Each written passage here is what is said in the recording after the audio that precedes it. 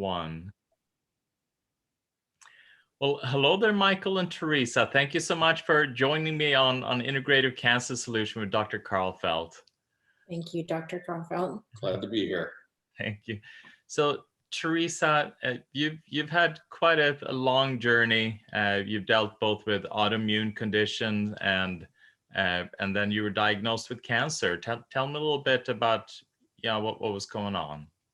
I was diagnosed with cancer after I had had a radical hysterectomy on February 3rd. I was diagnosed right shortly thereafter.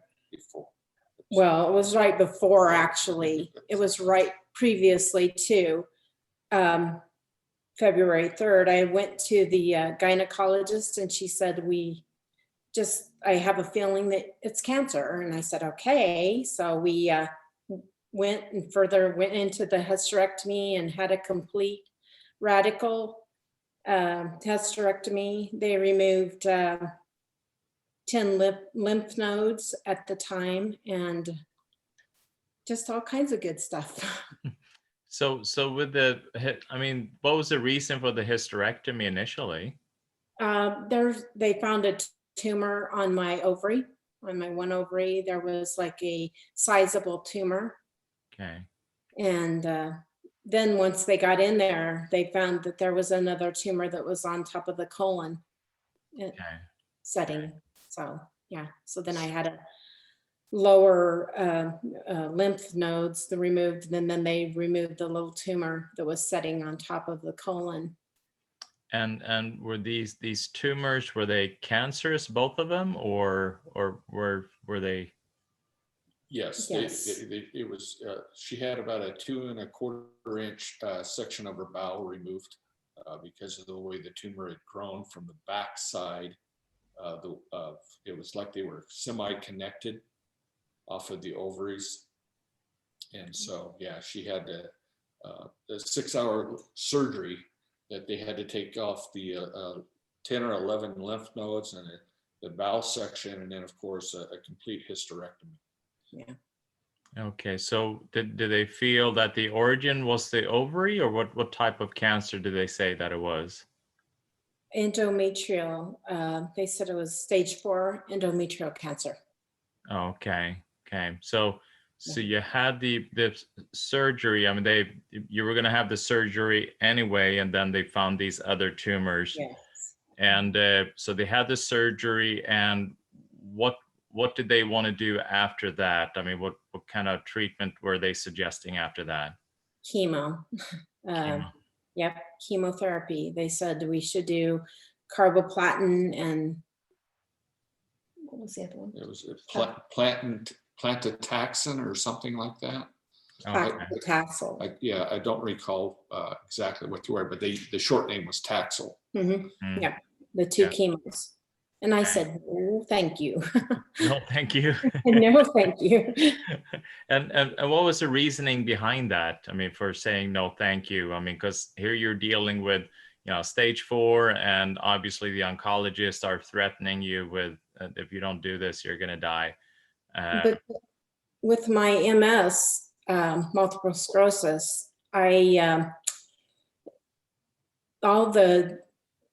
what would you say? The carboplatin had an effect on the nerve system. Mm-hmm. The other one also had a side effect that could cause neuropathy and possibly loss of sight. Well, she had already lost her right eye in 2008 to MS. And so she felt that with what she was facing, it wasn't worth what she had fought for 15 years to get back, and ready to lose it all again. So that's pretty much what she had indicated that she wanted to do, is follow something different. Right. So with the MS then, had you been on biologics, like immunosuppressant drugs? Years ago, I was on... She'd been on Copaxone for about 15 years. Which was, it started off in the first 8 years, I think it was a daily injectable. Yep. And anyone that knows about these injectables, they know that there's a certain percentage of cancer causes cancer. Then shortly after, well, about after 8 years, they introduced a new one that was 3 times a week, which made it a lot better for her, because they were very painful shots. So she had been on that for right at about 6 to 7 years. Mhm. And what were the benefits of these shots? I mean, did you notice improvement in your symptoms or just kind of maintaining? It just stopped the relapses. I didn't have any more relapses. I had had a couple relapses, and that's when I lost my eye, is I had a relapse, and it took out the right eye. And so that was kind of it, but it did halt that. It did stop it and seemed to hold it, but it never completely went away. In fact, my right leg kind of went south. It just kind of went bad, and my walking bit. Yeah, she struggled. You know, it maintained. It was at the beginning, from about 2005 to 2006. She was going downhill fast. Okay. And so we went through all the protocols and the tests and experimentations, as I call it, to see what we could do to halt it. And we had sought out some more natural ways at first, but they weren't, at the time, it wasn't the right protocol to follow. And then we went into the medications, and the first medication she tried was totally incompatible. She didn't do well at all on it. So she had gave up for a year or so, and we were trying to pursue low dose naloxone. But no one would prescribe it. They just says no, there's no scientific evidence behind it yet. Well, anyway, we had read and discovered otherwise, but we couldn't find anyone. So that's why she went for like a year and a half without anything. My neurologist said, no, absolutely not. I can't do that. So I said, oh, well, okay. So she switched neurologists, and they put her on Copaxone right away. And then she stabilized and maintained for 15 years or so. And then finally she had a reaction 2 years ago, 2.5 years ago, that was misdiagnosed. And finally a physician that was more versed in drug interactions said that you're having a reaction to Copaxone, and her neurologist says, well, yeah, it's time she needs to change anyway. Okay. So that's when we pursued LDN. She found a physician to prescribe that, and she's been great. It was kind of a slow procedure back, but no relapses. She started walking better, sleeping better, etc. And then she, late last year, she got into a situation where she was encountering pain in her female organs and stuff like that. Feminine pain, as women normally have. So she decided to go in and have it checked out in January. And she was over there in Boise at a gynecologist's office for just an annual checkup, really. And she ended up staying there for 2.5 hours because she spotted what was going on, did the test and everything, and said, here, we've contacted an oncologist, and we pretty sure you have cancer. And the rest of the story, she just told you. Yeah, exactly. So, I mean, that's very understandable in regard to the chemo. I mean, how did the oncologist feel? I mean, what was their response when you said, yeah, no way, I don't want to do chemo? Oh, she did not like it. That's for sure. She did not take lightly. She was just kind of like, well, if you were my family member, I would want you to do this because this is probably meaning of your life. And I said, well, I don't know about that. I just have more faith in the natural because it's always helped me out more. So. Yeah. And so what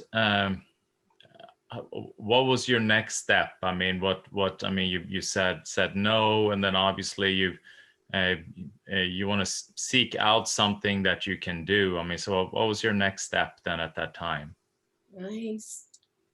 Looked you up. I looked at Dr. Karlfeldt Center. She had wanted to go to you for years. Yeah. And just never, we never pursued it. Yeah, because they thought I had Lyme's possibly. Yeah, that we thought the MS may be Lyme's because how LDN was working. Mm-hmm. That's kind of where the idea was with this, even though that she went through the process of having the port in for chemotherapy. She basically says, I don't want chemotherapy. And when we told her we wanted to be port removed, her oncologist was not happy at all. And even the pressure is still on today. Yeah. But my first neurologist in Boise told me that he took a really extensive blood test. He took tube after tube, and he told me that he felt like it could possibly be Lyme's. He said, let's look. So he did the test, and it come back like a 0.03. And he goes, oh, that's so minute, we won't even worry about that. That's like a false positive. Well, I mean, one thing with Lyme, it's so hard to get a positive, so the more common than not to get false negatives. And usually the normal test that people do, just a plain Western blot, is not very conclusive. So it may be useful when you're dealing with acute Lyme, where you've just been bit. But if you're dealing with chronic Lyme, which most people do that deal with autoimmune or even cancer actually, then it is other tests that tends to be a little bit more accurate, rather than just plain Western blot. So yeah. So in regards to, so then you contacted my center and tell me a little bit about what happened. I mean, what did we do? I'll talk for her. She's I'm trying to think. Let's see. We started out with the 2-week program, which was set up by you and your staff based on her labs and her oncology report. And so we did the 2-week protocol. Yeah. Every day she was there for treatment, the IVs, the hyperbarics, etc. And then after that, I believe it was that you did an evaluation.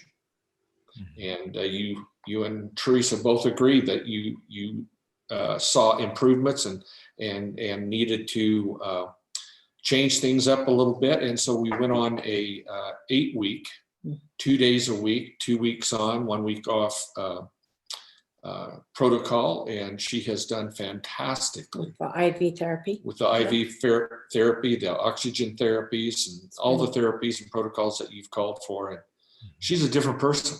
It's been great. I will basically testify to that. She hasn't been this youthful and happy and good feeling in probably 15 to 30 years. That's amazing. It is. It's simply amazing. Yeah. So when we say youthful, I mean, in what ways are you noticing that? Just more vibrant, I guess. About walking, I walk for 2 miles. I go for 2-mile walks, and we haven't done that for a while. But yeah, we've been going for 2-mile walks. And she's always had a sleeping problem, and now she sleeps like a rock. It's like a rock. She's always wakes up. She's always been a morning person, even though when she felt bad, but it's kind of like it just was a struggle for her to get going. But now she's up, she's rare, and she's going, and it doesn't stop until bedtime. Just feel like I'm back alive again. Yeah, exactly. It's kind of nice, actually. That's amazing. And any kind of changes with your MS symptoms? So you mentioned that your leg is doing better. How about your eyes? Any changes there? My right eye is actually doing better. I'm seeing more than I was always seeing, just like look like you were looking through a screen door. I always said kind of like you were looking through an obscured glass or something like that.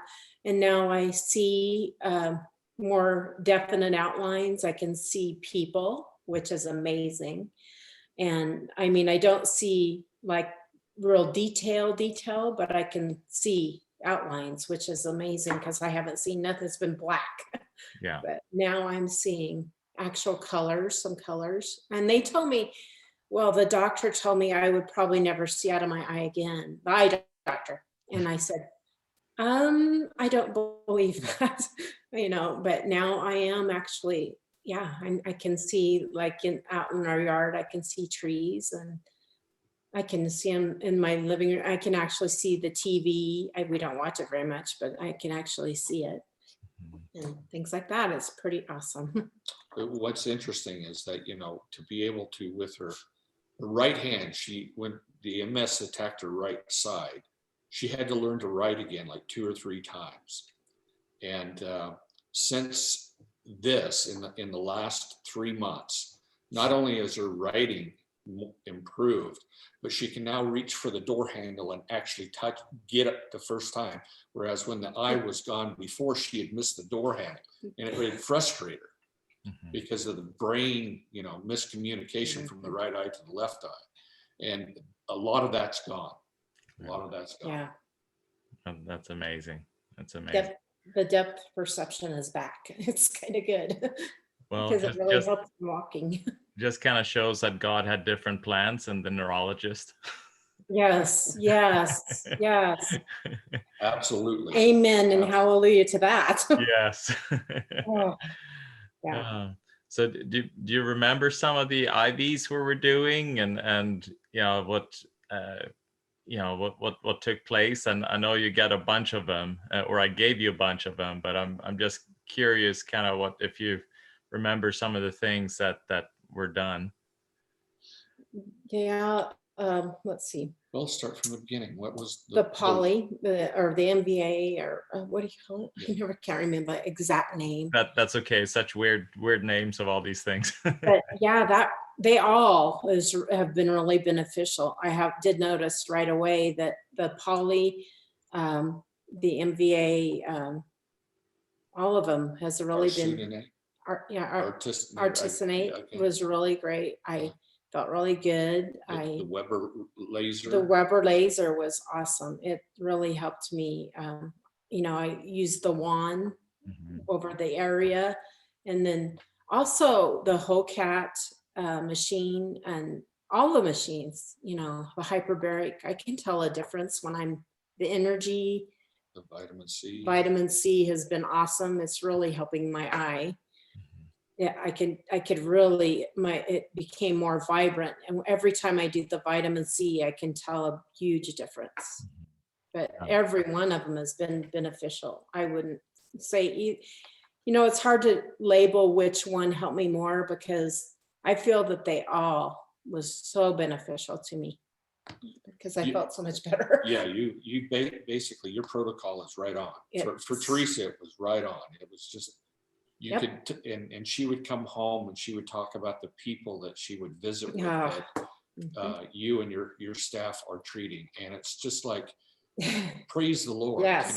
The God is working, I want to say miracles in your clinic. Oh, yes. And so very much so. Thank you and bless you. Well, thank you. Yeah. And that, and that's where we need to give all the praise is God's healing power. And then we just want to align ourselves in a way to be tools in his hand, and that you are. Yeah. Truly.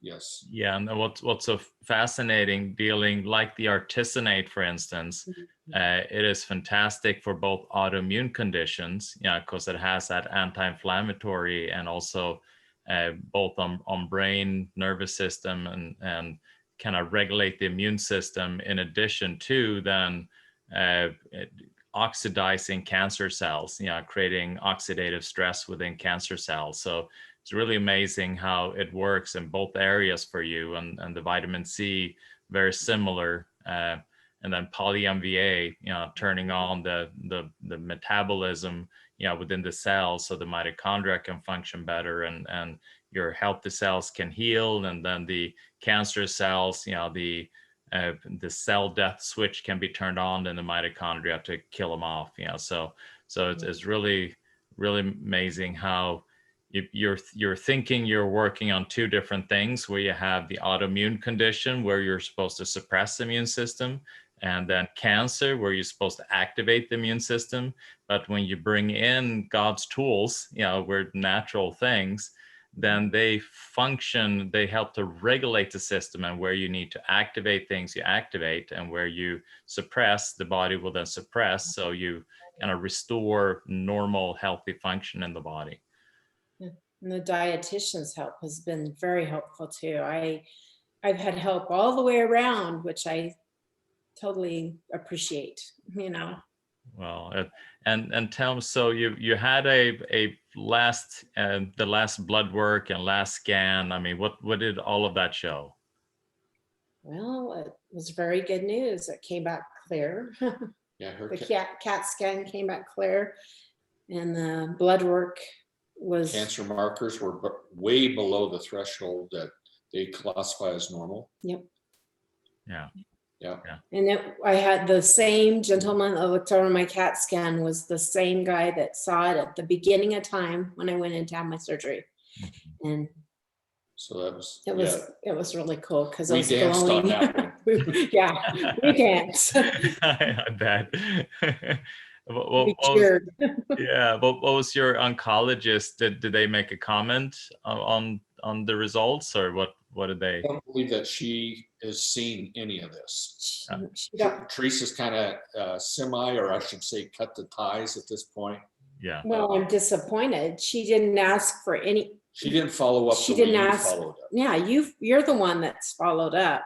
You've gave me the CAT scan. You've gave me the blood test. She keeps wanting me to come back and have this exam, and I'm like, really? What are you doing? Because what is there to examine? I mean, everything's gone pretty much. Yeah. I mean, but Yeah, she don't have any blood tests. She don't do the CAT scan. And I'm like, so why aren't you, but I'm like, I didn't say, why aren't you doing this? Because I don't really feel like being her, the oncologist, it is at my point to say, why aren't you doing this for me? So I just kind of dropped it, and I don't really plan on going back. I don't want to go back because they make me wear a mask every time. and I don't want to wear a mask. No. I've had to have 3 times. I had to have the swab up the nose just to go in for my surgery because of COVID. And I don't appreciate it because I know there was things on that I did not like. And they say, I've had people tell me this don't go out of your system for 5 years. And I said, no way. I'm like, 5 years. Yeah. It's all of that is scary, and they make it harder and harder, to get into hospitals with all these kind of new regulations that they're throwing in. So they are petrified. Whatever it is they're petrified of is really got them scared. Yeah. And it's sad that if you do just a little bit of research, we seem to see that this it all is fear. I'm just not big pharma. I've never been big pharma, and I hate, I probably shouldn't say that, but for me, it just, every time I have, like my doctor, they gave me actually, what was it they gave me? Morphine.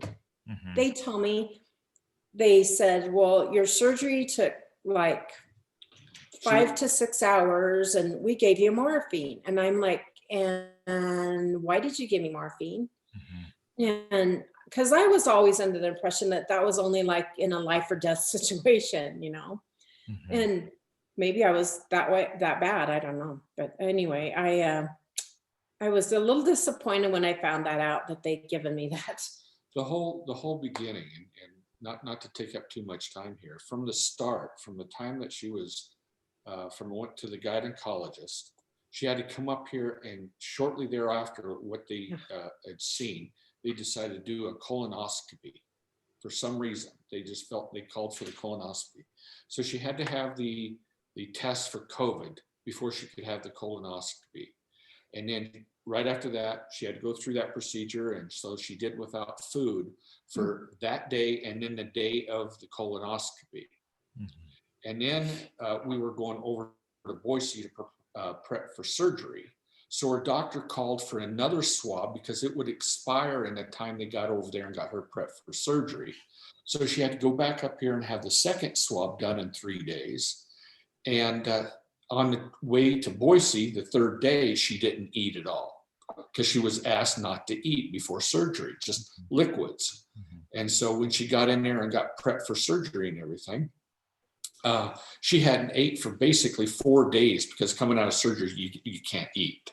No. But then she was on a liquid diet for 2 days after that. Well, she kept getting sick and she kept, vomiting the first 24, 40 some hours, whatever it was. Painkillers. And when it's come to find out within the IV that they were feeding her through, they were just putting massive doses of opioids for pain. And she can't tolerate that. I said, why are you giving me this? And she said, you're pain. I said, I'm not in pain. Well, they thought, well, that's because we're giving you this. So, no, stop it. Just stop it. Well, you can't because you came out of surgery. You were on morphine because they knew that you were going to be in pain. We don't want you to be in pain. And so they were addressing the pain more than the other in our opinion. Yeah. And so it was a nightmare. And then to follow up shortly thereafter the surgery and everything, when we decided to do the port, she had to be swabbed again for COVID to go have the port put in. And she had to be knocked out for that. And it's just like, you got to be kidding me. And so during that period, when they told us the type of chemotherapy that they prescribed for her, and bless her heart, my sister-in-law, Teresa's sister, knows more about some of this than we do. She investigated it further than I did, found out that this was totally incompatible with her MS. Yeah. Her husband had cancer. So she knew a lot about this. So when we approached her oncologist about, is there anything else? And she says, no, this is the normal. And I mentioned to her that this has a very large chance of inflaming her MS and making it worse. Well, sometimes people have to make a choice. And that's when we both just kind of dropped and just looked at the floor. That wasn't my choice. So obviously Teresa didn't make that choice. I made a perfect choice. Yeah. Sorry, I don't mean to interject here, but that was perfect. Yeah. And what are some of the things that you, for someone that's newly diagnosed, I mean, you two have gone through this journey.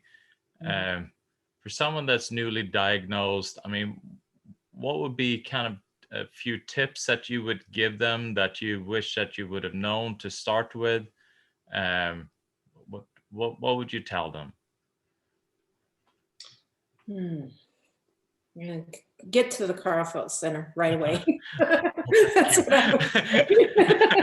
Well, thank you. I'm flattered. That's what I would say, because that was where I got the most help, I guess, for me anyway.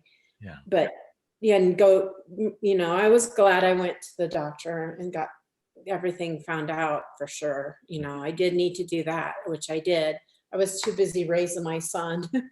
And the other aspect of it too is with Teresa's condition and the way we look at it from hindsight is that with as far advanced in cancer, because she's always one that always puts things off. Yep. She kind of had some warning signs in 2019 that she may have had some problems that she should have followed up on. But going through the surgery and getting that taken care of, great. It worked for her. Now she did the proper follow-up, and hopefully this continuation of the protocol will reassure her and me that this is gone and it will be gone and stay gone. Yeah, exactly. And we're doing some peptide therapy as well, correct? Yes. Yep. Okay. Yeah. So like the thymosin alpha 1 and the methylene blue. So to kind of keep the immune system up and strong and shut down a bunch of cancer drivers along with some of the supplements you're doing. Yeah. Right. Yeah. Beautiful. Well, Michael and Teresa, thank you so much for describing your journey, describing everything that you went through. because I know this type of information is so useful for people that are diagnosed, so that they can, instead of having to figure it out all on their own, they can then rely on somebody else's experience and kind of see what, and kind of feel, is this right for me? I mean, is this something that I should do as well? So thank you. Well, thank you. Thank you. Thank you. Appreciate you. Appreciate it.